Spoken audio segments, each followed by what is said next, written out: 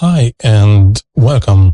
So in this episode, I want to continue with the other episode, because the other episode is just an introduction, a general introduction into that custom-made remote controller that enables us to control from a distance the Canon EOS M with the magic lantern, the start and stop recording. And from a distance, meaning that you can be in front of the camera, but you can be behind the camera, and that remote controller, it's still working. Or your camera, for example, can be on a gimbal. The gimbal with the camera can be really low because you want a really cool and nice shot. And you have your gimbal and the camera really down, almost at the ground level, and you can still remain straight, only keeping the gimbal, and you can start and stop the video recording. And that's really what is great about this remote controller. But there are some things that you have to know, and there are some things that you have to be able to do in order to make this remote controller a functional one. So for that, today I have decided to explain it to you how I connected those three elements together, and why today it's just working seamlessly without any problems. So without further ado, let's just head to the this scheme. So you see here I have those three elements that I've been talking to you. Those three elements are this one. So first we need energy, current. So we have this where we can put insert two batteries. These are 3 volts batteries, and because we are putting in two 3 volts batteries, this will last quite for a long time.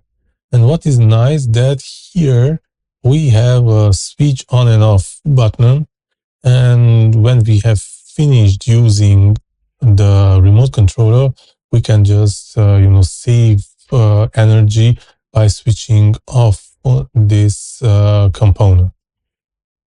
Now the secondary is, of course, this one. This is in fact a remote controlled switch.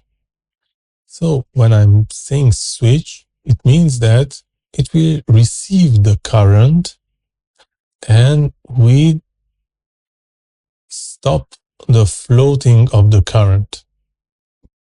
So when you are pushing the button, the remote controller, button, it will allow the float of the current. And when you are you are not pushing it anymore, it stops. And then we have the remote controller, the ER, so the infrared remote controller from Canon. And this is what allows us, to control the Canon EOS M via infrared signal. The problem with the infrared signal is that you see here, I have found this image where we have the electronics inside electronics. So this is the sensor of infrared sensor. And you have the same thing on the camera also. And this has to be visible, and the space between this sensor and the camera sensor have to be an open space, so that the two of them can see, or it has to be visible, right? And that's the problem with this remote controller. It's an ancient technology, meaning that this remote controller, for example, it cannot be used if you are behind the camera, first. Secondly, it cannot be used if, for example, that space where you find the sensor on the camera is covered. There's, for example, a big lens. You have a rig, you have a matte box, for example, in front, and it's just hiding the sensor. So then it will not work. This is why I searched a lot and brainstormed to find this solution. Now, let me just explain it to you how this is working. So each battery obviously has a polarity. You see here, for example, this is the plus, this is the negative pole, positive, negative. So if you are putting inside, that means that on one cable will flow the positive, right? Positive pole, and on the other cable, you will have the negative, right? This is very important, and you have to understand this. Then, obviously, we take this positive pole. Positive pole, it's generally it's important more for me. Electronically, I consider it more important than the negative. Because negative, it can be a ground also, but I do not want to enter into details. So take this cable, right, and you are coming toward. So the first is this switch, remote control switch. Now here, what you have to understand with this switch is that first you have to uh, you have to bring alive this switch. So this switch, in order to work, needs energy, needs current. So we have to feed him with current. You see here, starting from 3 volts, can go up to 12 volts. So today we have 3 plus 3, it's a 6 volts. So we will feed this system in order to work, to become alive. So with this positive, I will take apart and create 2 keyboards. So one will go, let's say this is the positive, right? This is the positive. Up. And this one, I will feed also here, because as I told you, so this is the positive also. Because as I told you, if you remember, I told you that this is a switch, meaning that if it enters here, the positive, right, it will come out here only when this is active, right? If this is not activated, not pushed, this is just not floating, right? That's very important. So in big, you see here, something like this, right? Now we're coming with the negative one, and this is not finished. So I have to come with the negative one, and I will stop somewhere like this. This is the negative. So I have to go and feed this one, right, with the negative pole. And now, like this system, now the system is alive. It's functioning. It's working because we have the positive and negative.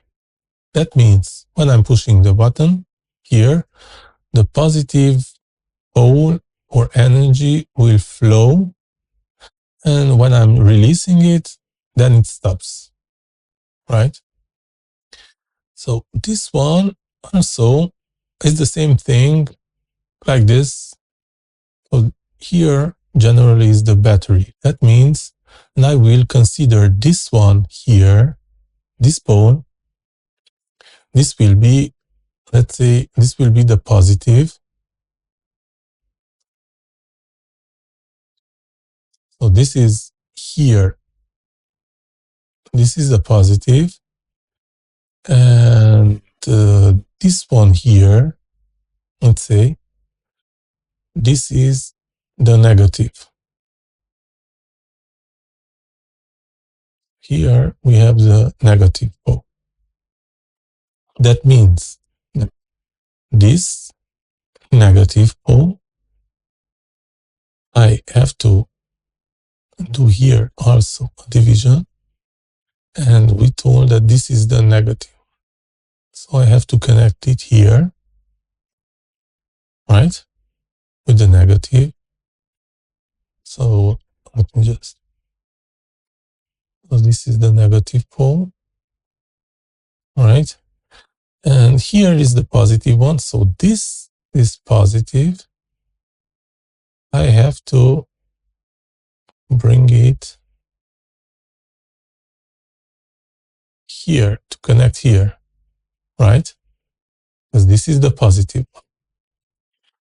So that means that when now I'm pushing this button, the energy is flowing and this is activated. Well, not really, because there's an interesting thing on the other side. On the other side, there's a push-in button. So what I have done on this element, on the other side, there's a button like this one, is just activates the flow. And that button I have eliminated, and I did a continuous one. So there were on here behind this, there's a button that has one pole, two sides. And what this button is doing is when you are pushed down, it makes a connection between these two. So I have just taken, a metallic part and just, eliminated the button and made a permanent connection. Right. So because this is permanently connected, that means that this button, in fact, is eliminated. And now the system, the command activation, it is given by the flow, the stop, or the activation of the energy flow. Meaning that when I'm activating this button and the energy is flowing, the pole and the positive energy is flowing, so he receives current positive and negative, and this button is like pushed down. So he gives the command of start. When I'm releasing it, anyway, it stops because there is a secondly, when I'm pushing again, it will give another command, and that command that will be the stop command of recording. Now, in order to work this command line, you have here, you see on this is why you have to have this remote controller remote controller, the RC6. Because this RC6 is a special one. Sidewise here, you see, here you have a switch. And this switch, you have to pull it down. This switch, if you are pulling it down, it will activate the video mode. And it will activate the video mode, and then this system will work. Now, what I did, because as you can see it on the camera, in order to fit all this in a small space, as I didn't need it, this part, not even this, because if you go back and watch a little bit this system, you can see that I have just connected here. So that means that I just cut it down here. So I just really cut it down, this part. So this part I have eliminated, right? Because I didn't need it. So I remained only with this small part because it's enough. It has all the electronics. It has only here. Here it's nothing. This space is just for the battery. So I cut this out, and I remained really this part here. And then this part and this part together, it takes a lot of space. Now, this now is working, is functioning. If you are connecting it like this, it will function, it will work without any problems. But then, in order to, you have to put this system in a box, and that box, you have to put it somewhere where this sensor can be in contact or visible with the sensor that you have on the camera. This is why I told you that it's important to have on the camera, for example, to have a cage for the camera. But even if I wouldn't have the cage for the camera, I was thinking that if I'm putting this in a box, I can have, for example, a hot shoe on the box. I could place it where is the hot shoe of the Canon EOS M, and it could be usable like that also. But of course, the hot shoe is quite, it's not nearby of the sensor. So what can we do? So this part, you can make it, flexible and mobile. So you can take it from here, just remember which part, and you can apply, for example, a cable. So you can put here a cable, more longer, for example, like this, and the other one like this, and then attach here, attach there like this. Not really good controlling, but I think you understand what I mean. And you can have now this, you can have it here, mobile. So what do I mean by this? For example, what I used, I'll show you two examples that I have used. So I'll just go here. So you can use cables, right? I have used cable like this one, right? So really a normal cable. This is a flexible one. Or what I have used, I personally use this thing. This is a more metal that I've been, I could just, connect it there, and it's more metallic. So that means that it's very firm and tidy there. So if we are watching, just 1 second, if we are watching the camera,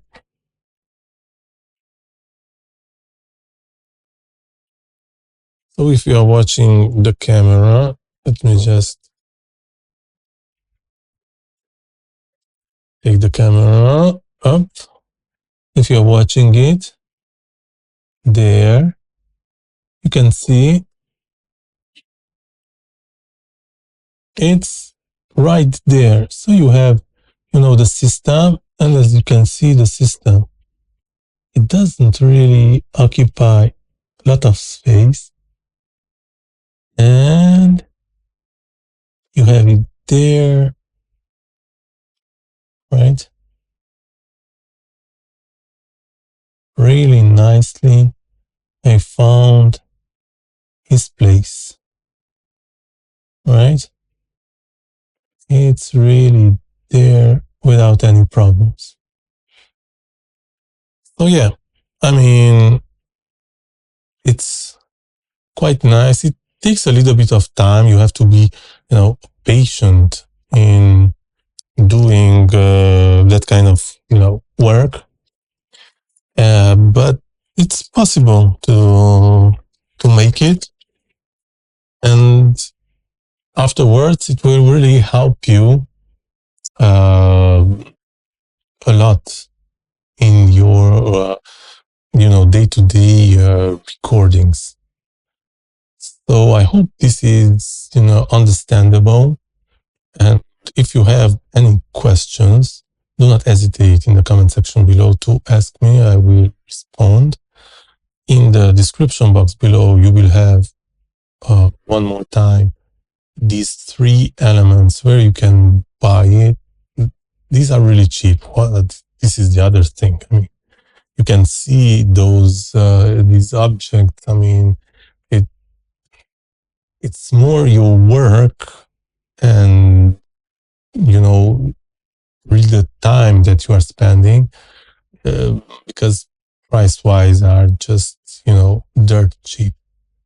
So the 3 elements, the battery placement, the remote controller, and then the RC6, the ER remote controller from Canon. And then what you have to understand is that this is a switch. This is a remote control switch with this one. So the energy, so the battery, what was here, we have put it here. Then from here, the current is coming.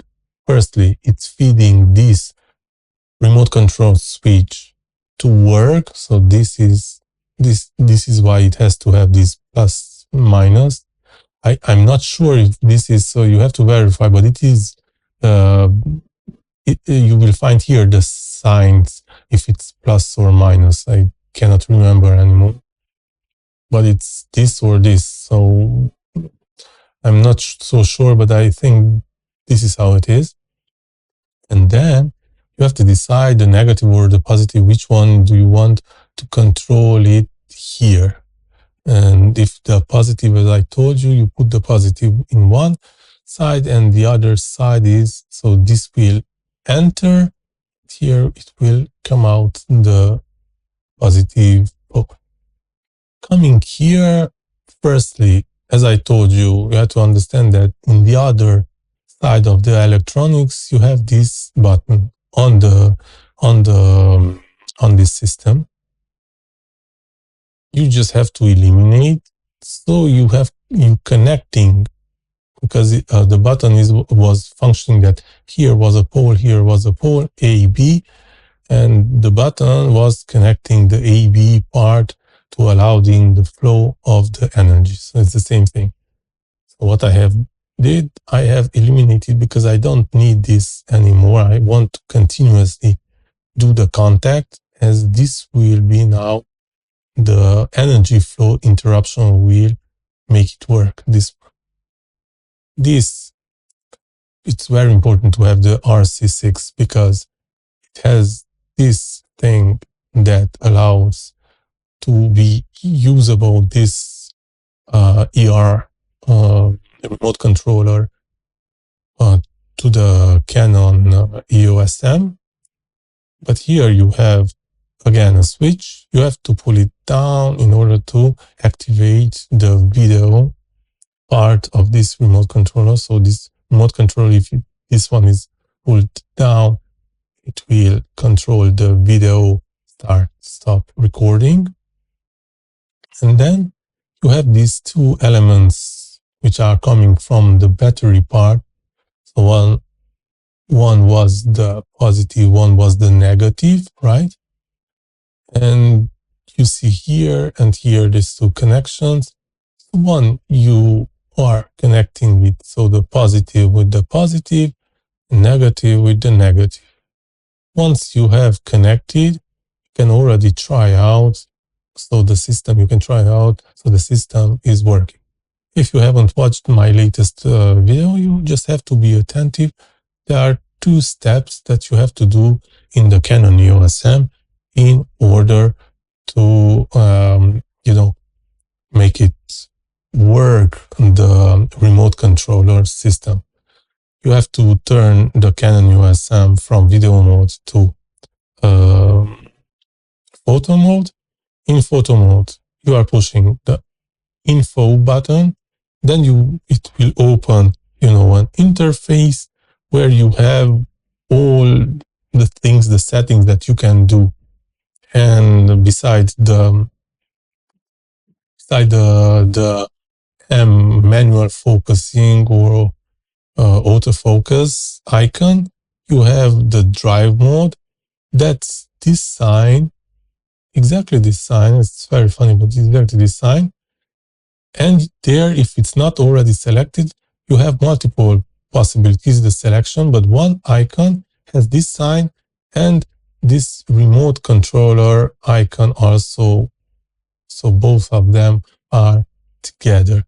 You choose that one, that you save the setting, go back to the video mode, and then you can try it out, and normally already this will function. Then you have to find, a placement, something like a box, a small box, where you can put all these elements together.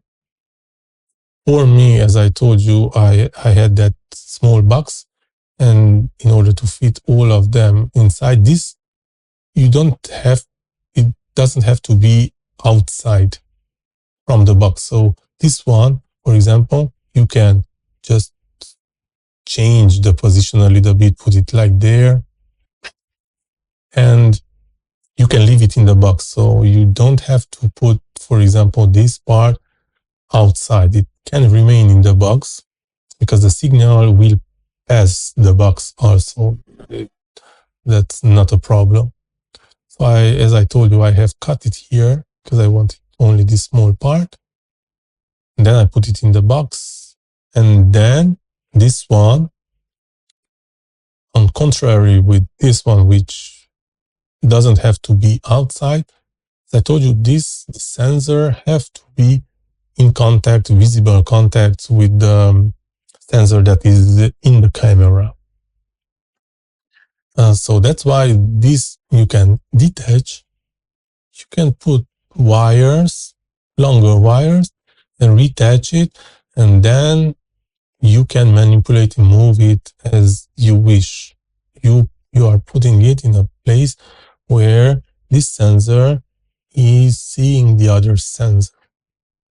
And once you are finding the right placement, then you are just fixing there, and starting from there, you can use it without any problems. Now, to come back again, if you have any questions, please do not hesitate in the comment section below. Just write your questions and I will try to help you out and answer to your questions. And if you manage and you are doing yourself the remote control, please come back and tell me that it's okay, you did it, and it is helpful for you to also as it is for me. Thank you for watching and see you in the next video.